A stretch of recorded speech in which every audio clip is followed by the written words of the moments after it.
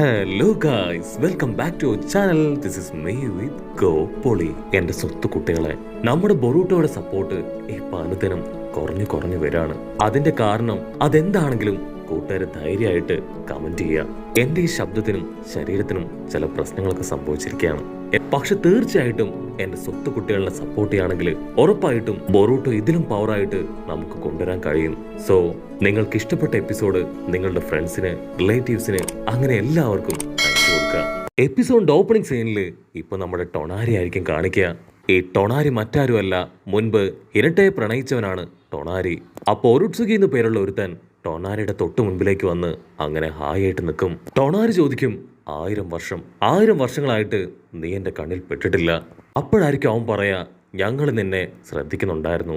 നീ ആ വ്യാഹു കണ്ണുള്ള പെണ്ണ്, അവളുമായിട്ട് ഇഷ്ടത്തിലായത്, അവളുടെ പിന്നാലെ നടന്നത്, അങ്ങനെ എല്ലാ കാര്യങ്ങളും ഞങ്ങൾ അറിയുന്നുണ്ടായിരുന്നു, കാണുന്നുണ്ടായിരുന്നു. ബൊറൂട്ടോയുടെ കണ്ണില് ഇടയ്ക്കിടയ്ക്ക് നീ പവർ കൊടുത്തില്ലേ? അത് കേട്ട് അവൻ ഷോക്കാവും. കാരണം ബൊറൂട്ടോയുടെ കണ്ണില് ആ വൈറ്റ് കണ്ണിന്റെ പവർ കൊടുത്തത് ടൊണാരിയാണ്. ടൊണാരി ആണെങ്കിൽ അതൊക്കെ കേട്ട് ടെൻഷനായി അവൻ അറ്റാക്ക് ചെയ്യാൻ ഓടി വരും. പക്ഷെ അപ്പോഴേക്കും ആ വില്ലൻ അവനൊരു പ്രത്യേക ജിപ്സ് ഉപയോഗിച്ച് ടൊണാരുവെ അങ്ങനെ ഫ്രീസ് ചെയ്യുകയാണ്. എന്നെ കൊണ്ട് പറ്റില്ല സ്വന്തം ക്ലാനുള്ള ഒരുത്തനെ കൊല്ലാനായിട്ട്. സോ 10,000 വർഷത്തോളം നീ ഇതുപോലെ വേറൊരു ഒരു ശിലയായിട്ട് ഇവിടെ ജീവിക്കണം. ആരും ആണെങ്കിൽ അങ്ങനെ ഒരു കല്ല് പോലെ ഉറഞ്ഞു നിൽക്കും. കട്ട് ചെയ്താ ഇവിടെ ബൊറൂട്ടോ അവനങ്ങനെ സിറ്റിയിലൂടെ ഹായായിട്ട് നടക്കാണ്. അപ്പൊ അവൻ മുകളിലായിട്ട് നിലാവ് കാണും. അതിനെ നോക്കി അതിന്റെ സൗന്ദര്യമൊക്കെ ആസ്വദിച്ച് നമ്മുടെ ചെക്കൻ നിൽക്കും. നറൂട്ടോയുടെ ഇന്റർവ്യൂ ഇപ്പൊ ലൈവായിട്ട് ടിവിയിൽ ഓടിക്കൊണ്ടിരിപ്പുണ്ട്.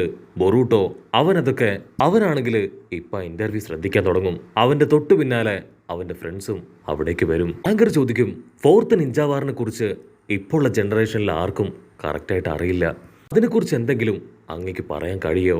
അതിന് നറൂട്ടോ, 4th നിഞ്ച വാറ് അത് വലിയൊരു ടോപ്പ് സീക്രട്ട് ആയിട്ടാണ് ഇത്രയും കാലവും ഞങ്ങളെല്ലാം തന്നെ കണ്ടിരുന്നത്.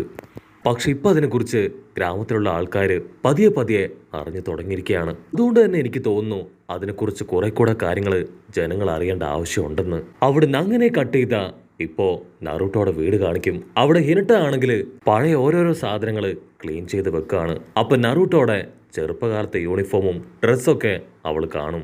ഇവിടെ നറൂട്ടോ ആണെങ്കിൽ പറഞ്ഞ കാര്യങ്ങൾ തന്നെ വീണ്ടും പറഞ്ഞു വെറുപ്പിച്ചുകൊണ്ടേയിരിക്കും. ഡെങ്കിക്കാണെങ്കിൽ അത് കേട്ട് ബോറടിക്കും. ഇത് പറഞ്ഞ കാര്യം തന്നെയാണ് ലോർഡ് ഹൊക്കാഗെ വീണ്ടും പറഞ്ഞുകൊണ്ടിരിക്കുന്നത്. മാത്രമല്ല ഇത് ടെക്സ്റ്റ് ബുക്കിൽ പോലും അച്ചടിച്ച് വന്നതാണ്. ഇവിടെ ഇന്റർവ്യൂർ ആണെങ്കിൽ ഇപ്പൊ അടുത്തതായിട്ട് ചൊനീൻ എക്സാമിനെ കുറിച്ച് ചോദിക്കും. 5 വില്ലേജാണ് ലീഫ് വില്ലേജിനോട് ചേർന്ന് നിന്ന് സ്പോൺസർഷിപ്പ് നടത്തി ഇപ്പോ ചുനീൻ എക്സാം കണ്ടക്ട് ചെയ്യാൻ പോകുന്നത്. കുറിച്ച് എന്താണ് അങ്ങേക്ക് പറയാനുള്ളത്? എനിക്ക് ആക്ച്വലി എക്സാം എഴുതാൻ പോകുന്ന കുട്ടികളോടാണ് പറയാനുള്ളത്, ബെസ്റ്റ് ഓഫ് ലക്ക്. ഇത് നിങ്ങളുടെ വലിയൊരു ഓപ്പർച്യൂണിറ്റിയാണ്. സോ കറക്റ്റായിട്ട് യൂസ് ചെയ്യാൻ പറഞ്ഞ് ആ ഇന്റർവ്യൂ അത് വൈൻഡപ്പ് ചെയ്യും. ഇന്റർവ്യൂ കൊടുത്ത നറൂട്ടോയും ഒരു ഷാഡോ ക്ലൗൺ ആണ്. അത് ബ്രേക്ക് ചെയ്ത് നറൂട്ടോ അവിടുന്ന് ഇൻവിസിബിൾ ആവും. ഡെങ്കി പറയും, ഓ നോ, ഹൊക്കാഗയ്ക്ക് ഇത്രയധികം തിരക്കാണോ? എല്ലാ സ്ഥലങ്ങളിലും റിയൽ ഹൊക്കാഗയെ കാണാനില്ല.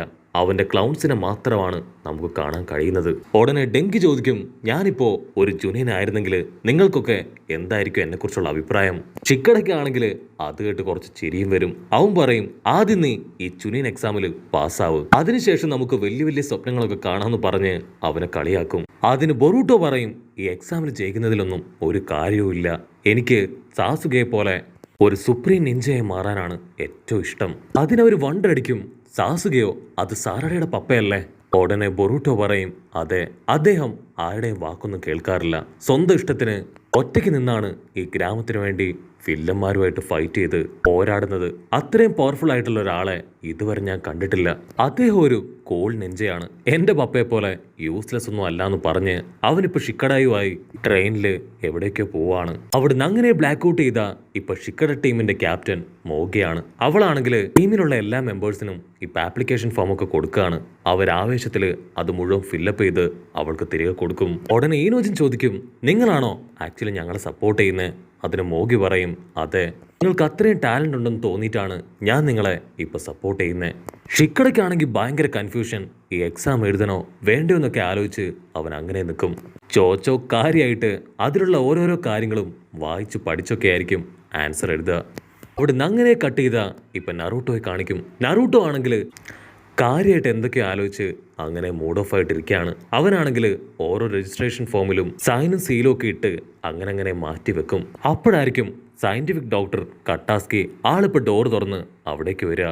ഡോക്ടർ പറയും, ഒക്കാക ഞാനൊരു സയന്റിഫിക് ടൂൾ കണ്ടെത്തിയിട്ടുണ്ട്, അത് കാണിക്കാനാണ് ഞാനിപ്പോൾ ഇവിടേക്ക് വന്നത്. നറൂട്ടോ ആണെങ്കിൽ ഇവൻ ഇങ്ങനെ ഒരു പ്രാന്തനാണല്ലോ എന്ന് പറഞ്ഞ് തലയ്ക്ക് കൈ കൊടുക്കും. ഉടനെ ഡോക്ടർ പറയും, ഇതൊരു അടിപൊളി സയന്റിഫിക് നിഞ്ച ടൂളാണ്, അടുത്ത ജൂനിയർ എക്സാമിൽ തീർച്ചയായിട്ടും ഇത് യൂസ് ചെയ്യാനുള്ള പെർമിഷൻ ഹൊക്കാഗ നറൂട്ടോ എനിക്ക് തരണമെന്ന് പറഞ്ഞ് അവനിപ്പോ ആ ഡിവൈസ് ഇൻട്രൊഡ്യൂസ് ചെയ്യും. അവൻ ആ ഡിവൈസ് ഉപയോഗിച്ച് ഇപ്പൊ വിങ് സ്റ്റൈൽ അറ്റാക്ക് ചെയ്യും. ആ വിങ് സ്റ്റൈൽ പവർ കണ്ട് ഇപ്പൊ ഷിക്കമരുവും നറൂട്ടോയും അവർ രണ്ടുപേരും ഷോക്കാവും. ഡോക്ടർ പറയും, ഈ ഒരു ചെറിയ ഡിവൈസ് അത് മാറ്റി ഇടുകയാണെങ്കിൽ ഏത് നേച്ചറിൽ വേണമെങ്കിലും അറ്റാക്ക് ചെയ്യാം.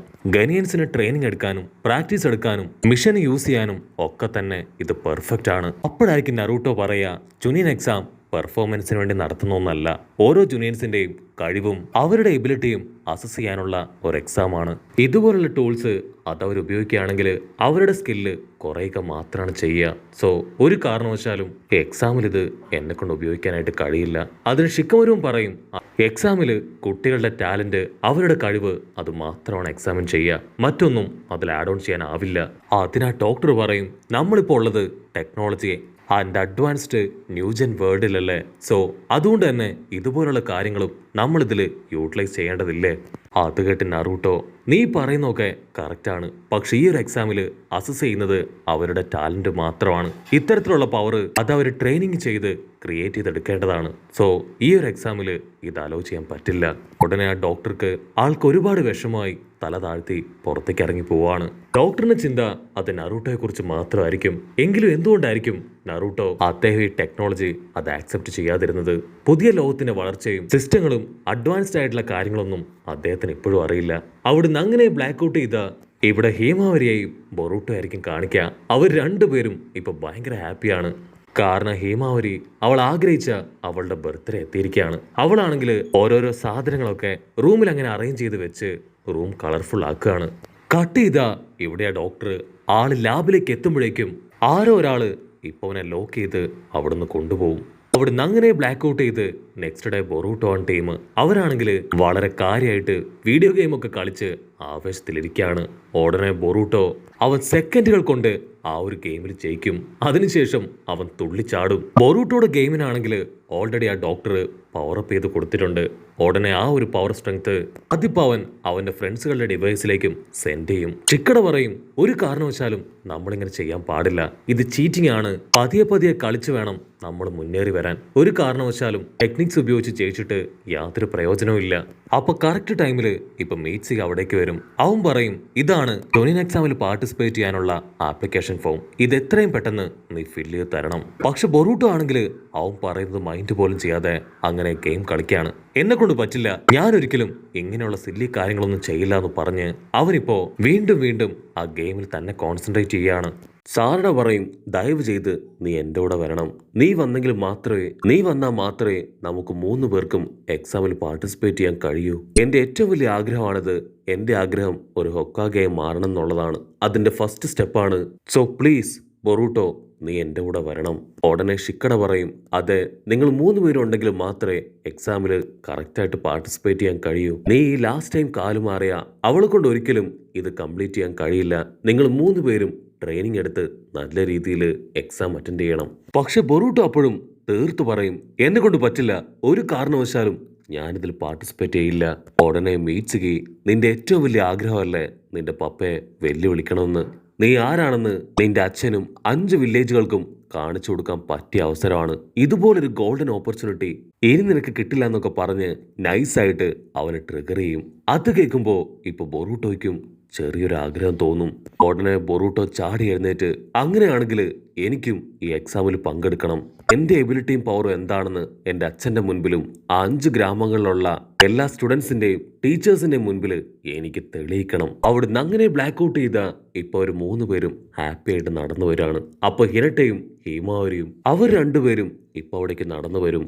ബൊറൂട്ടോ സാറയുടെയും മീറ്റ്സിയെ നോക്കി പറയും, നിങ്ങൾ രണ്ടുപേരും പോയിക്കോളൂ, എനിക്ക് അത്യാവശ്യമായിട്ട് എനിക്ക് പ്രോമിസ് തന്ന ഒരാളെ ഇപ്പൊ കാണാൻ പോണം. കട്ട് ചെയ്ത അവര് 3 പേരും ഇപ്പൊ തിരികെ വീട്ടിലേക്ക് വരും. അപ്പോഴായിരിക്കും അവർക്ക് മുൻപേ വന്ന നറൂട്ടോയെ കണ്ട് ഇപ്പൊ ബൊറൂട്ടോ അവൻ ഷോക്കാവും. ബൊറൂട്ടോ പറയും, താങ്ക് യു സോ മച്ച്. പപ്പ അവളുടെ ബർത്ത്ഡേക്ക് വന്നില്ലായിരുന്നെങ്കിൽ തീർച്ചയായിട്ടും ഞാൻ പപ്പയോട് മിണ്ടില്ലായിരുന്നു. ഒരു കാരണവശാലും ഞാൻ പപ്പയോട് ക്ഷമിക്കുകയില്ലായിരുന്നു. അത് കേട്ട് നറൂട്ടോ ചിരിച്ച് ഇപ്പോ ഹേമാവരിക്കുള്ള കേക്കും എടുത്ത് ആ ടേബിളിലേക്ക് വരികയാണ്. പക്ഷെ അപ്പോഴായിരിക്കും ഒരു വമ്പൻ ട്വിസ്റ്റ്. അത് റിയൽ നറൂട്ടോ അല്ല, അവന്റെ ഒരു ക്ലൗൺ ആണ്. ഉടനെ ആ ഒരു ക്ലൗൺ അതങ്ങനെ ബ്രേക്കായി കേക്ക് താഴെ വീണ് തകരാണ്. ബൊറൂട്ടോ കലി കയറി ഇപ്പൊ പല്ല് കടിക്കും. അതിനുശേഷം ദേഷ്യപ്പെട്ട് പറയും, ഹേമാവരിയുടെ ബർത്ത്ഡേക്ക് പോലും ആള് വരില്ലല്ലേ, ഇനിയും എന്നെ കൊണ്ട് ഇത് സഹിക്കാൻ കഴിയില്ല. ഞാനിപ്പോ തന്നെ മാൻഷനിലേക്ക് പോയി ആളെ ചവിട്ടിക്കൂട്ടി ഇവിടേക്ക് കൂട്ടിക്കൊണ്ടുവരും. അതിന് ഹിരട്ട അവന്റെ കൈ പിടിച്ചു പറയും, ദയവ് ചെയ്ത് നീ അവിടേക്ക് പോരുത്. അച്ഛൻ നമ്മുടെ ഗ്രാമത്തിന് വേണ്ടി വലിയ വലിയ മിഷൻസിലൊക്കെ ഇപ്പൊ ഏർപ്പെട്ടിരിക്കുകയാണ്. പപ്പയുടെ പപ്പ, അതായത് എന്റെ ഗ്രാൻഡ് പാ, ആൾ ഓൾറെഡി മരിച്ചു പോയതുകൊണ്ട് തന്നെ ഇത്തരത്തിലുള്ള ഫീലിങ്സ് ഒന്നും തന്നെ പപ്പയ്ക്ക് അറിയില്ല. ഇങ്ങനെ ഒരാളെയാണോ ഗ്രാമത്തിനെ ഹൊക്കാകെ ആക്കുക? അത് കേട്ട് ഇപ്പൊ ഹിരട്ടയ്ക്കും കുറച്ചൊക്കെ ദേഷ്യം വരാൻ തുടങ്ങും. അവൾ എന്തെങ്കിലും പറയുന്നതിന് മുൻപ് തന്നെ ബൊറൂട്ടോ അവളുടെ കൈ തട്ടി മാറ്റി ഇപ്പൊ നറൂട്ടോയുടെ റൂമിലേക്ക് പോവാണ്. അവിടെ നറൂട്ടോയുടെ പഴയ ഫോട്ടോസും സാധനങ്ങളൊക്കെ കണ്ട് അവന്റെ ദേഷ്യം കൂടി വരും. നറൂട്ടോയുടെ പഴയ ജാക്കറ്റ് അതവൻ ഫുൾ കലിപ്പില് ഇപ്പൊ ജനലിലൂടെ പുറത്തേക്ക് വലിച്ചെറിയും. അപ്പൊ പുറത്താരോ ബെല്ലടിക്കുന്ന സൗണ്ട് കേട്ട് ഇപ്പൊ ബൊറൂട്ടോയ്ക്ക് മനസ്സിലാവും അതവന്റെ പപ്പ തന്നെയാണെന്ന്. അവൻ ഓടി വന്ന് ഡോർ തുറന്ന് ഇടിക്കാനായിട്ട് കൈ നീട്ടും. പക്ഷെ അത് നറൂട്ടോ അല്ല, സാക്ഷാൽ സാസുകയാണ്. സാസുക അവന്റെ കൈ പിടിച്ച് തിരിച്ച് താഴേക്കിടും. നീ നറൂട്ടോയുടെ മകനല്ലേ, നിന്റെ പേരെന്താണ്? അതിന് ബൊറൂട്ടോ പറയും, ഐ എം സോറി, ഞാൻ കരുതിയത് എന്റെ പപ്പയാണെന്നാണ്. എന്റെ പേര് ബൊറൂട്ടോ. സാസുകയെ കണ്ട് ഷോക്കായി ഇപ്പൊ ഹിരട്ട അവിടേക്ക് വരും. സാസുക ചോദിക്കും, നറൂട്ടോ എവിടെ? അതിനവള് പറയും, മാൻഷനിലുണ്ടാവും. അത് കേട്ട് അവൻ അവരോട് ബൈ പറഞ്ഞ് മാൻഷനിലേക്ക് പോകുന്നതോട് കൂടെ ഈ ഒരു എപ്പിസോഡും അവസാനിക്കുന്നു.